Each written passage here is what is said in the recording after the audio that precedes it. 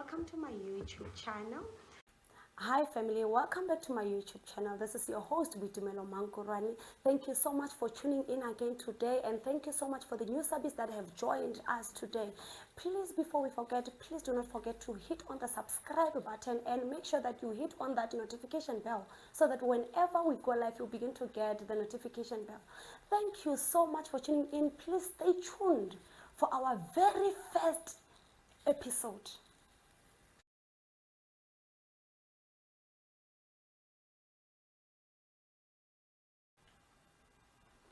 Thank you so much. I do appreciate this time for being here with you, Prophetess Mekgwe. Thank you so much. Let's get started. Who is Melia Mekgwe? Very interesting. Who is Melia? I ask myself this question every day. But basically, Melia is a young girl that was born in Northern Cape, Kukurumane. And then I came and I stayed this at Joburg. I did my schooling and I started working here in Johannesburg in Gauteng. So Melia is a person that is family orientated. And then also, let me just go back. By profession, I did mining engineering at Wits University. So I'm in the mining industry. And then just God actually just laid out the path for me. So even in mining and the ministry, it is all because of God. But basically, Melia is just a person that is striving to know God more. You know, in any challenges that I do come across, I say that, Lord, why am I here? What should I do? What's needed to be done? So I'm finding myself that even, you know, I'm like a butterfly. You know, I transform every year. Every challenge that I go through, it makes me a better person. And also going through my story, what is so interesting about my story? I had a car accident in 2018 in July. And you know, funny enough, July is my birth month. It's also the month I could have had the accident. And then, you know, if things went worse, I could have also just died and been buried in the month of July. But however, 2018 in July on the 17th, I had a car accident. And this was shortly after I decided to go back to Northern Cape to Kuruman, because I just got married in December of 2017. So I've been there for like less than 2 months, and then the accident happened. And then how it happened was that my ex-husband then is a mining inspector, so he was around the region. And then he was also given accommodation. So straight from work, we just went to where he was being accommodated at, because at that time we had not yet really settled down as a married couple, a soon married couple. So we were going to his place, and then straight from Hotazel going to Kuruman, we had the right of way. And then I was on the passenger side and my ex-husband was driving. And then that's when the car smashed into us. And mind you, the car was the one that had to stop because it was a T-junction. The stop was on his side, and then we had the right of way. But I don't know exactly what happened, because, you know, even the police reports, they are not clear. The person is still not found, is still lurking around, even though the other car, they do know him, because in the accident, it was not only us, it was also another car that was involved. This car was coming back from Kuruman, so it was on the opposite direction. So when this car hit us, my husband swerved in reflex and hit the other car. So unfortunately, that's how we sustained the accident. And also the injuries that came out from the accident, you know, after the accident, I was in a coma for like 4 days. And then when I woke up in a rehabilitation center. All the surgeries was done. I was like, where am I? When I opened my eyes, I was like, where am I? Who am I? What is this? What is going on? Because now it's like, okay, Melia, calm down. What is happening? Because at that time, I remember there was so much, I don't know if confusion is the right word to say, but I just could not comprehend where I was, the situation that had brought me to that place. Because you can imagine, from being in a coma, I had the surgeries, and now it's in the rehabilitation center, and that is the only time that I woke up. You know, all these scars that you see here on my left hand side, it was as the result of the car accident. And also in the car accident, bones were fractured. My hip bone, I think it's called the femur, it was fractured. I have nuts and bolts there. My shoulder, my arm as well, the bone was fractured. I have nuts and bolts there to secure it, and my C2, which is my collarbone, it was also fractured, so I have a pen inserted there by the neurologist. And then also the injuries were sustained was that my left hand side, my nervous system is damaged. So ultimately, you know, when I step into water, I feel two different temperatures. My right hand is the correct temperature, but my left hand, because the nervous system is dead, I don't feel the true temperature. So that's how it has been. And also I had a blow onto my head as well because of the impact, and then it resulted in memory loss as well. There are some events, some people that I still cannot remember, but how I remember other people is that whenever I see a picture of you, then your memory jogs back the memories that I might have with you. But if I don't see you, then I don't remember you. You know, it's like a chunk of my brain is literally, I don't know, can I say permanently gone or what? Because there are still some events that, you know, my family will tell me, you know, Melia, this happened. You know, at home they call me Oma. So my mother will tell me, and, you know, we'll be sitting there watching TV, and like, you know, this happened. And, you know, my sister's like, yeah. I'm like, hi, bo, this happened seriously.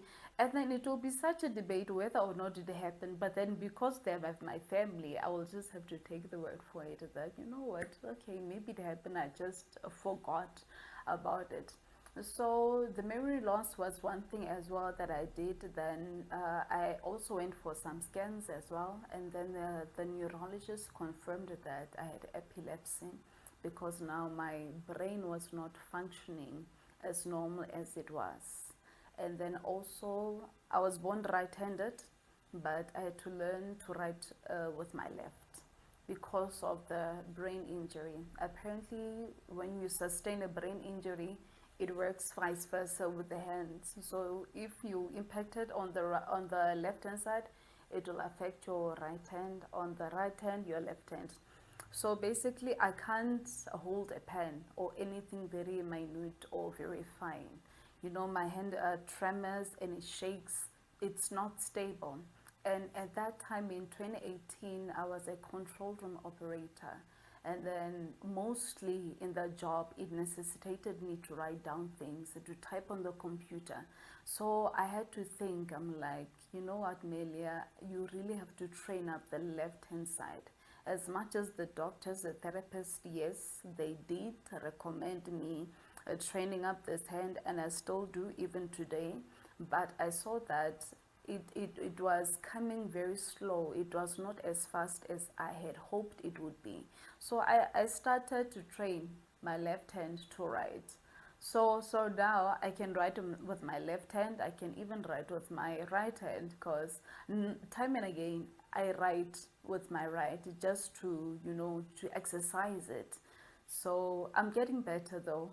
You know, at first I would joke and say I'm like a preschool child, and then I'll be graduating into primary school, into high school. But then ultimately, I think now it's quite legible, it's quite readable, because people complain when I write with my left hand that they can't see. I'm like, at least you can see something. I've written something there. So it has really been a journey. The accident, it has impacted my life so much in so many areas as well. When we are talking about my family, how it impacted my family, by that time I was newly married, and then I remember my ex-husband works in Kimberley. So I was staying in Kimberley, being rehabilitated that side. I was just a bit far from my family because it's about 2 hours drive from Kimberley to Kuruman. And then it really changed a lot of dynamics, because I always think of a phoenix, that the person that went into the accident is not the same person that came out. And that is something that people could not grasp or understand. They were not able to know as to what should they do or how to do it. Because all these injuries that I sustained, yes, maybe the psychologist was recommended that I should see it, but I stopped going because I don't know, maybe it's also with us black people, but I saw the way that it was going, that no man, this is not beneficial. I don't want to go this route. If I do need counseling, I will go to another person at my own time. So, but I think that my family was affected in terms of, I even heard stories that my mother even lost weight the way she was so worried. My grandmother was even scared to come and check me in the coma. It traumatized the whole family. It was not just about me, but it was about the whole family. My career-wise, my career had to be put on hold. Since the time of the accident, I went back to work after a year and about 6 months. That is only when the doctor said that no, you can go back to work. So if you can just imagine that period, 1 year and 6 months is a very long time. And then for a neurologist to say that only after that period were you fit enough to go back to work. Because physically, yes, I was going to therapists, but it didn't last that long, perhaps 5 or 6 months, and then I was fine, and then they said no.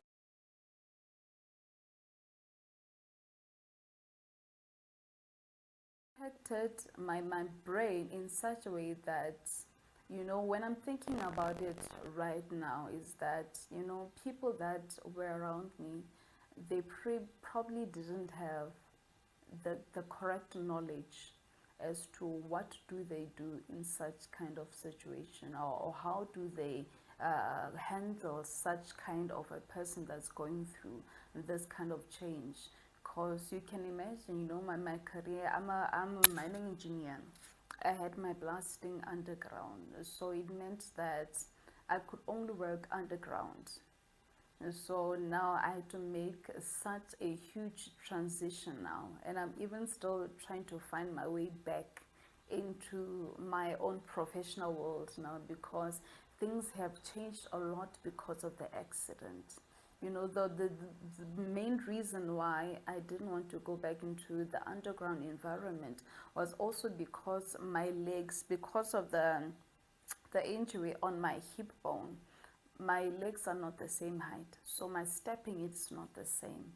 And because I had worked previously in a narrow reef mine, I do know the environment is. And then I just had to make a brutal assessment. I'm like, Melia, the person that you are now physically and what you were 5 years time is really not the same.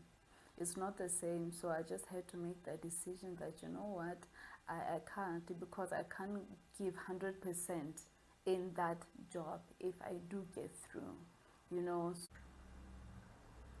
Yeah, so with the accident, the divorce, seriously, it wouldn't have happened, because at that time we were not equipped in so many areas to handle even that traumatic event. I even researched further. They saying that a couple is highly likely that they would be divorced after going through such a traumatic event. So it could have been avoided, yes. I'm thinking about it now, it could have been avoided. That is why sometimes when a couple come to me, when a lady comes to me and they're like, you know what, I'm thinking of divorcing my husband, I'm like, I suggest to them that before you even think about divorcing, rather separate. It is better just to separate, sober up, and then probably speak to each other right through, and instead of just immediately thinking about divorcing one another. But unfortunately, it has happened, it has resulted. And also, I think also my memory loss as well, it played a part, because, you know, a huge chunk of my life was now gone, was now missing. And then people around me, my family members, those close to me, they did not know, or they were not equipped as to how to handle it. Because, you know, the Melia that you know now and the Melia that was going through that healing process, it is a different person to them. You know, I was very irritable, highly irritable. You know, you can say that I was not even in my correct mind. Anything can just set me off. So people psychologically, or they did not have the expertise to handle it, or to even support me through it, through that ordeal. So, you know, even the memory loss, I remember seeing my ex-husband there when I woke up in the rehabilitation center. I didn't think immediately that, no, he's my husband. But because he's one of the few people that I met there, and then I knew that he had to be an important, integral part of my life. So, you know, even going back home and just working throughout our marriage, it was not as the same as before. Things had changed, because I think he also underestimated the fact that, you know, this person, there's a memory loss. So a lot of things had to be rejogged and regained, because now we were thinking about the bills that had to be paid, my healing process, appointments with the doctors there and there. So a lot of things had bombarded us at that point. So we could not clearly face this traumatic event that had just transpired within the early stages of our marriages. And it just pushed on to the divorce ultimately. So, but talking about helps, it does help. And, you know, just to to voice out my experiences as well, even though maybe the next person may not necessarily have the correct expertise. But I feel that, you know, just voicing and telling people my stories, that, you know what, this is how I feel, this is what I went through, it does help. Because a person that probably knew me before the accident will be thinking, no, this is not the Melia that I know. You were acting out of character. Why did you even do this or that? You know, they will not be understanding, or because they don't know exactly what it meant to be me at that time. Because, you know, for example, you know, even with the divorce, it could have been a shock to a lot of people, like, how could, because I'm the one that pushed for the divorce. You know, some person were like, you know, Melia would not have pushed for divorce, and they're right. But, you know, at that stage, at that healing stage, it was so sensitive. As I said previously, I was very irritable. I was not acting as myself. I was not Melia, that person. I was still healing, going through a lot psychologically. There was a lot of changes and disturbance that had happened.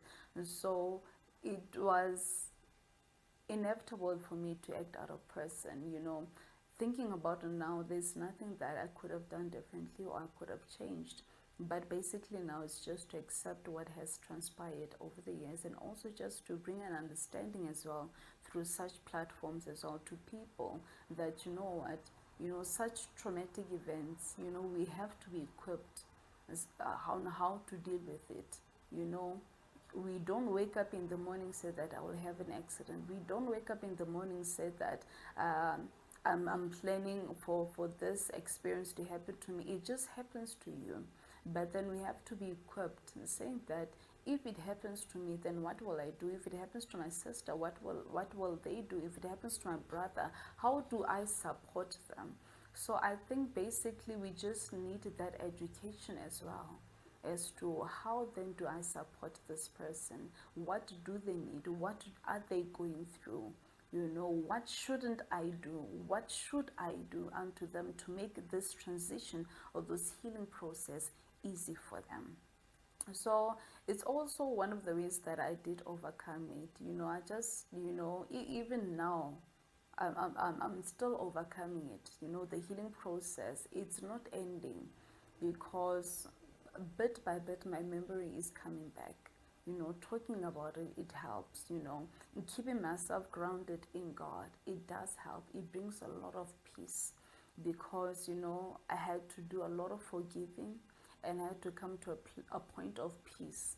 You know, even the person that crashed into us, even though the person is not arrested or anything like that, I have to bring myself to a point of forgiveness, a point of peace, and to say that, you know what, Melia, now you just pick up the pieces of your life and you move on. Even upon my career, it affected me financial wise, professional wise. Now I'm picking up the pieces and I'm rebuilding my life. And I'm like, Melia, okay, it has happened, it has transpired, make peace with it. Now that you are here, how do we move from there and go ahead of life? You can still be successful, you can still do greater things with your life, even though this 1, 2, 3 has happened. So I had to do a lot of changes within my life. And then for someone in a similar situation, I would definitely encourage them to get professional help, because, you know, when someone next to you or close to you is going through that stage, you know, you need professional counseling. You need to know, what do I do, what shouldn't I do, what are they going through, how long will they go through it, you know. Like, for example, you know, I remember this other time we we we had a disagreement with my ex-husband. I so much wanted to go to my mother and my sister, because they are the nuclear family. They are the only family that I knew. You know, they've been in my life for the past 27 years at that time, and I really desperately needed unto them. So, you know, you know, such things, that how do you then provide an environment that will promote a person's healing, that will bring their healing, and as to oppose or fight the progress or what they want to do. Because remember, at that time, everything that I think, everything that I thought, I knew that it was right. I thought that it was right, even though it may not have been right. So yes, basically that is my story, and yeah, there's a lot to go through. So hopefully there'll be a part 2 from it, as to there's so many things just to unbox and to unravel, just to understand the whole sphere of my life.